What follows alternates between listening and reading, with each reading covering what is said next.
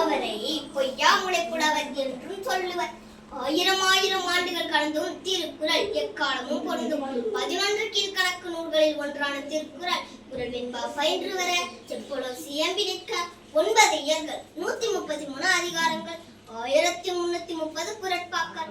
திருக்குறள் என்னும் அமுத கோப்பையிலிருந்து 2 மிடர்கள் பருகத் தருகிறேன். ஆணவமில்லா செருக்குறள் வள்ளுவ மாலை வர்ணிக்க வர்த்தக உலகம் பிரமிக்க எக்காலத்திற்கும் முக்காலத்தை உணர்த்தும் வள்ளுவம் காட்டும் வாழ்வியல் நெறி பற்றி வலியுறுத்த வந்துள்ளேன்.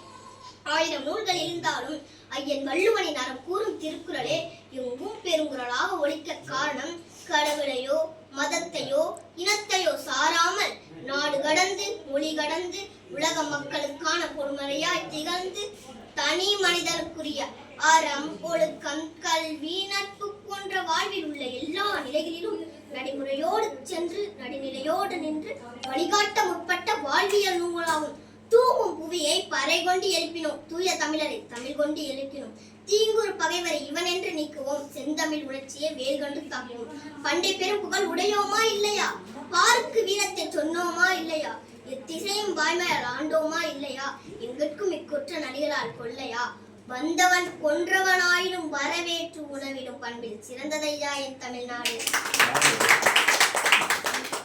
அறிவியல் வியக்கும் அளவிற்கு ஏடுகள் எடுத்து என் அகத்தியன் பிறந்தரும் தமிழ்நாடு. சொல்லாடும் பொம்பனியும் கவியரசு வெம்பனியும் ஈன்றெடுத்தலில் பெருமை கொண்டதையா என் தமிழ்நாடு. பாரத ரத்னா விருதை முதலில் வாங்கிய டாக்டர் அப்துல் கலாம் ஐயா பிறந்ததும் என் தமிழ்நாடு. நம் நாட்டிற்கு தமிழ்நாடு என்று பெயர் வாங்குவதற்காக 78 வயதில் 76 நாட்கள் உண்ணாமல் உண்ணாவிரதம் இருந்து உயிர் நீத்த சங்கரலிங்கனார் ஐயா பிறந்ததும் என் தமிழ்நாடு. சென்னையே நம் தமிழ்நாட்டின் தலைநகரமான சென்னையை ஆந்திராவிற்கு தர முயற்சித்த போது பல போராட்டங்களை நடத்தி மீட்டு தந்த மார்சல் நேசமணி தாத்தா பிறந்ததும் என் தமிழ்நாடு. என இன்னும் அல்லல்ல குறையாத அமுத சுரப்பைகளை தந்ததையா என் Tamil Nadu. Every minute is a chance to change the world. ஒவ்வொரு நிமிடமும் இந்த உலகத்தை மாற்றக்கூடிய வாய்ப்பை நம்மளோட திருவள்ளுவர் தாத்தா நம்ம கையில கொடுத்துட்டு போயிருக்காங்க.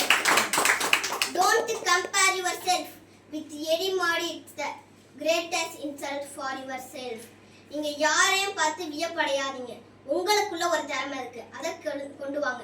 வியப்பது வீச்சு நம்ம ஔவையார் பாட்டி சொல்லியிருக்காங்க. நாம் விதைக்கப்படுகிறோம் என்று உணர்ந்த விதைகள் இருளுக்கு அஞ்சுவதில்லை. ஆனால் நாம் விதைக்கப்படுவதில்லை, செருக்கப்படுகிறோம். நாம் தோல்விக்கு அஞ்சவே கூடாது. சராசரி மனிதனும் தோற்றிருப்பான், ஏழையும் தோற்றிருப்பான், திறமை உள்ளவனும் தோற்றிருப்பான், பணக்காரனும் தோற்றிருப்பான். ஆனால் விடாமுயற்சி உள்ளவர்கள் மட்டுமே இந்த உலகில் வெற்றி பெறுவார்கள். இன்னும் சொல்லிக்கொண்டே போகலாம். தமிழின் பெருமையும் தமிழ் முறையின் அருமையும் வள்ளுவரின் முறையும். ஆனால் அதற்கு எனக்கு வயதும் போதாது, இந்த அவையின் நேரம் போதாது. அதனால் இதுவரை கேட்ட என் பேச்சு கேட்ட அனைவருக்கும் என் அன்பின் வணக்கம்.